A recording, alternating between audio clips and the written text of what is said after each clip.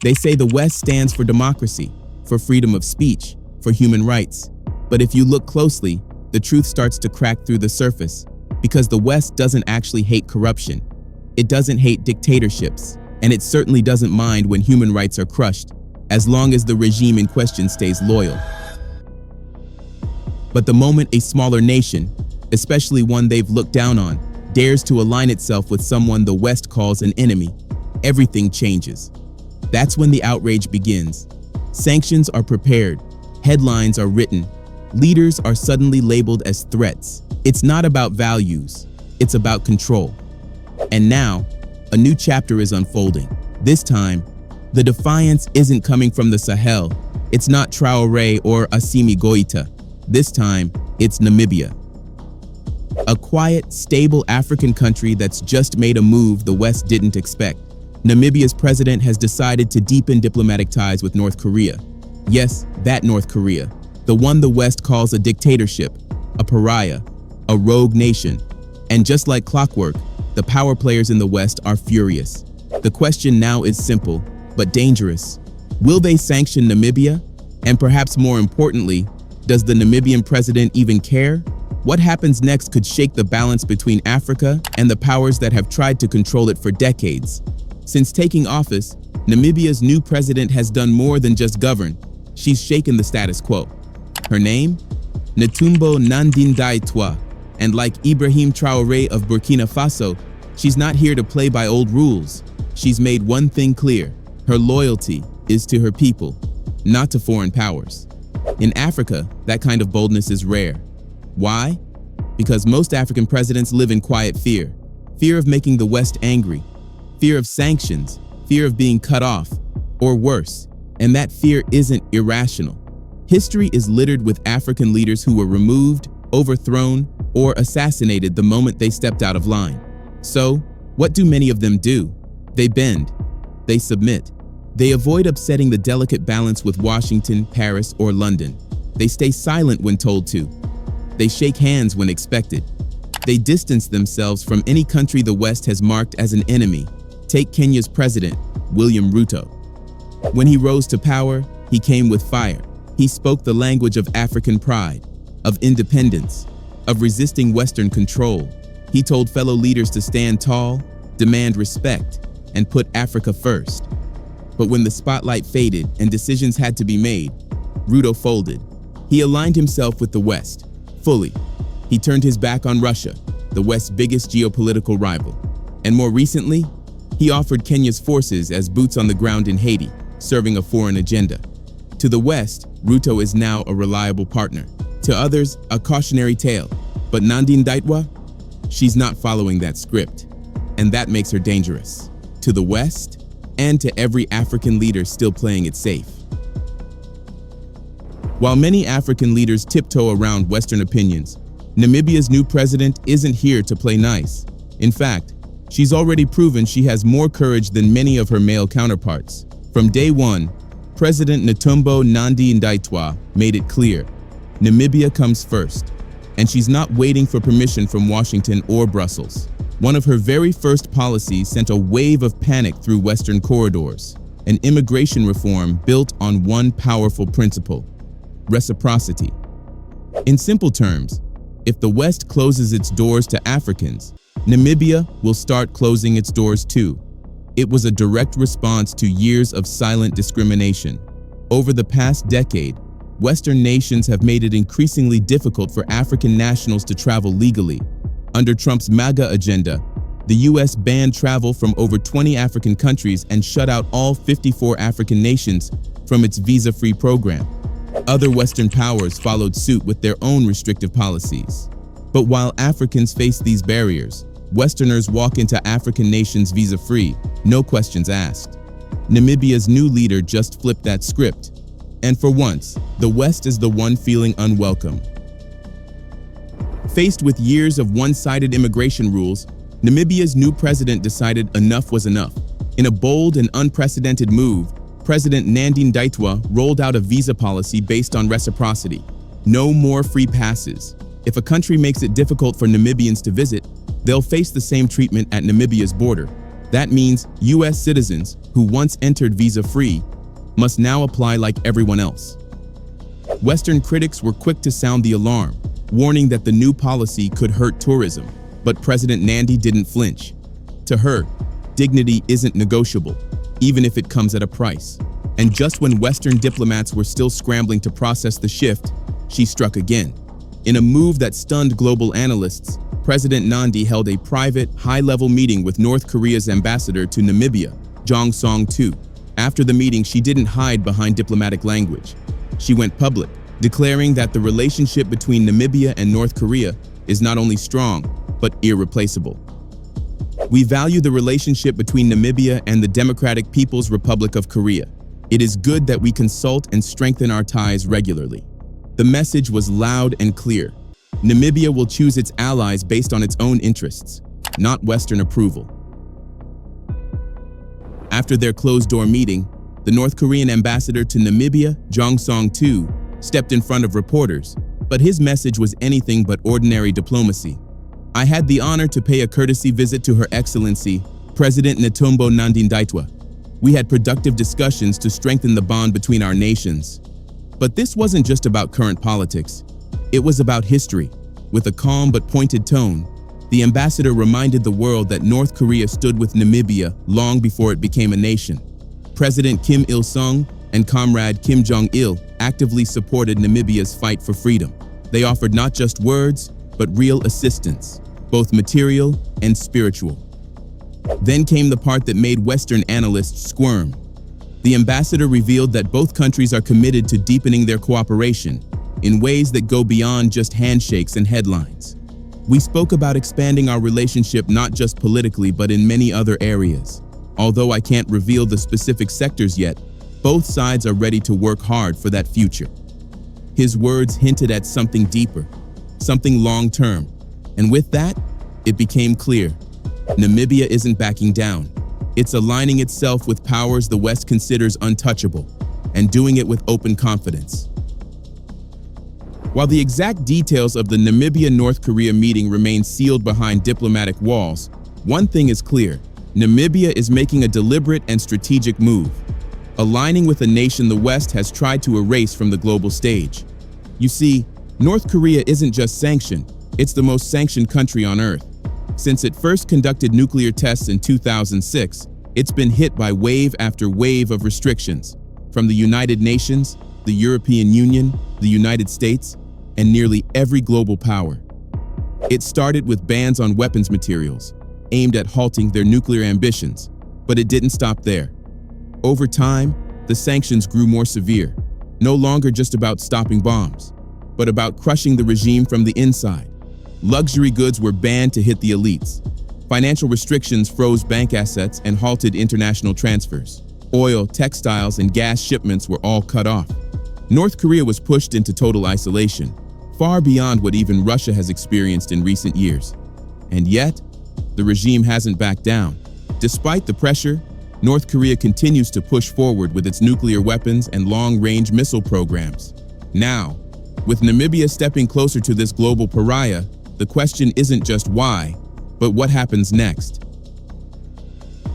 Despite years of pressure, North Korea has not only endured, it has advanced. In recent years, the country has successfully conducted multiple nuclear tests and launched intercontinental ballistic missiles capable of reaching far beyond its borders. This isn't speculation.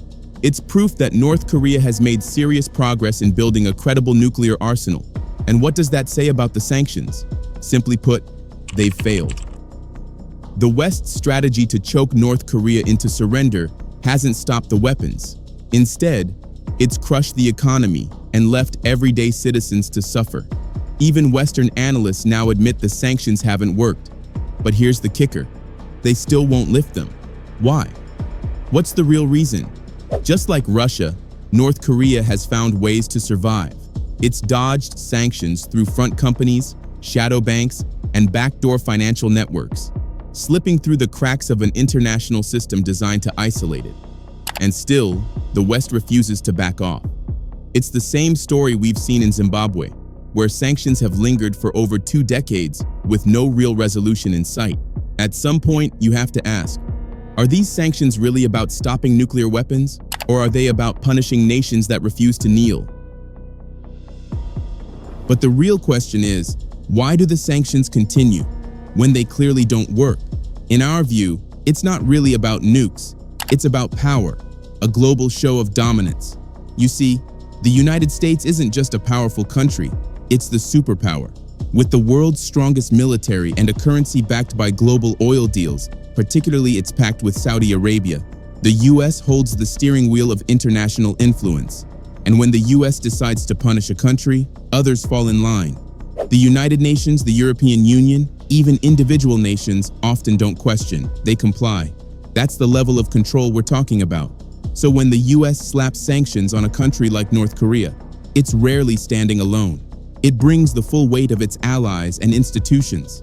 And while North Korea has found ways to survive through underground networks and sanctions evasion, the economic damage is undeniable.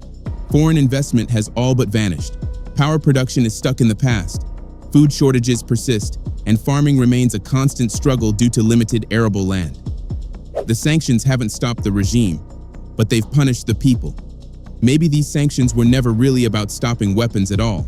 Maybe they were about showing who's in charge. The damage caused by these sanctions isn't just economic, it's psychological. It sends a chilling message to the rest of the world. Defy the US and suffer. While it's possible to survive Western sanctions, the cost is staggering. Most nations, especially those without global leverage, simply aren't willing to take that risk. We saw this fear on full display during Trump's infamous tariff war. He slapped tariffs on nearly 100 countries, but aside from China, not a single nation dared to fight back. Instead, they lined up behind closed doors, hoping to cut a deal, hoping not to be next. That's the kind of dominance we're talking about. So even though North Korea continues to quietly advance its nuclear capabilities, the sanctions remain. Not because they're working, but because removing them would signal weakness. And for the US and its allies, that's unacceptable. Beyond the economic chokehold, they've also issued a clear directive to the rest of the world. Do not partner with North Korea. They want the country isolated, boxed in, erased from the global conversation. Only a few nations have dared to ignore that warning. Russia, occasionally China, and a handful of African states. And among them, Namibia, bold, unshaken, and now stepping into the line of fire by extending a hand where the West demands silence. The bond between Namibia and North Korea isn't some modern-day rebellion. It's rooted in a shared history of struggle and resistance. To understand it, you have to go back, way back, to the brutal era of colonial rule.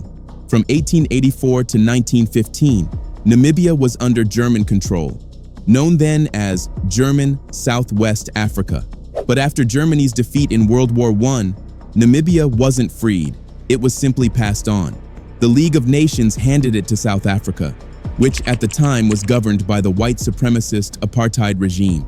They didn't treat Namibia as a sovereign land, but as a fifth province to be ruled, exploited, and silenced. Apartheid laws were imposed, crushing black voices in both South Africa and Namibia alike. In 1959, the system struck again, when apartheid officials ordered black families to vacate their homes in the capital, Windhoek. But this time, the people resisted. Protests erupted. 11 were killed. But in their sacrifice, something powerful was born. A movement. Out of the chaos rose the Southwest Africa People's Organization, SWAPO, a nationalist force determined to end apartheid rule and reclaim Namibian dignity. And in the shadows of Cold War politics, one unlikely ally stood with them: North Korea. Far from the African continent, Pyongyang began quietly supporting SWAPO's liberation efforts, offering training, supplies, and moral solidarity. This is the origin of the bond, not built on convenience or ideology, but on blood, struggle, and resistance to imperialism. What makes Namibia's defiance today even more powerful is this: President Nandi-Ndaitwah isn't just leading a government, she's carrying the legacy of a liberation movement she helped build. At just 14, she joined SWAPO, the resistance force that fought against South Africa's brutal apartheid regime. She rose through the ranks to lead its youth movement, becoming a symbol of defiance at a time when speaking up could cost you everything. By 1966, SWAPO had no choice but to take up arms, launching an armed struggle for independence. The United Nations officially recognized SWAPO as Namibia's legitimate representative in 1972. But global politics made freedom a distant dream. The war dragged on, complicated by Cold War dynamics and Cuba's military presence in Angola. It wasn't until 1990, that after decades of sacrifice, that Namibia finally held its first democratic election. But the road to that moment was paved with exile, loss, and underground resistance. As apartheid forces cracked down, many SWAPO members were hunted. President Nandi was one of them. In 1973, she fled to Zambia, joining other SWAPO leaders in exile, plotting freedom from afar. Cut off from their homeland and resources, they had to rely on international allies willing to back their fight. And among the few who answered that call was North Korea. At a time when most of the world turned a blind eye or chose silence, Pyongyang offered training, material support, and solidarity. That bond wasn't born out of convenience, it was forged in struggle. And today, decades later, it lives on in Namibia's defiant stance, led by a president who never forgot where it all began. During the darkest days of Namibia's liberation struggle, SWAPO needed more than just hope. They needed real support, political backing, military training, weapons, strategy. And while most Western powers looked the other way, North Korea stepped in. Known for supporting revolutionary movements across the globe, Pyongyang didn't hesitate. They saw Namibia's fight as part of a global resistance against imperialism, and they backed it with full force. Under the leadership of Kim Il-sung, North Korea provided SWAPO with what it needed to survive and fight: equipment, guerrilla warfare training, and political legitimacy. Yes, it served North Korea's broader goal of global influence, but for Namibia, it was lifeline support in a time of desperation. By the 1980s, this alliance had become something more than tactical. It was personal.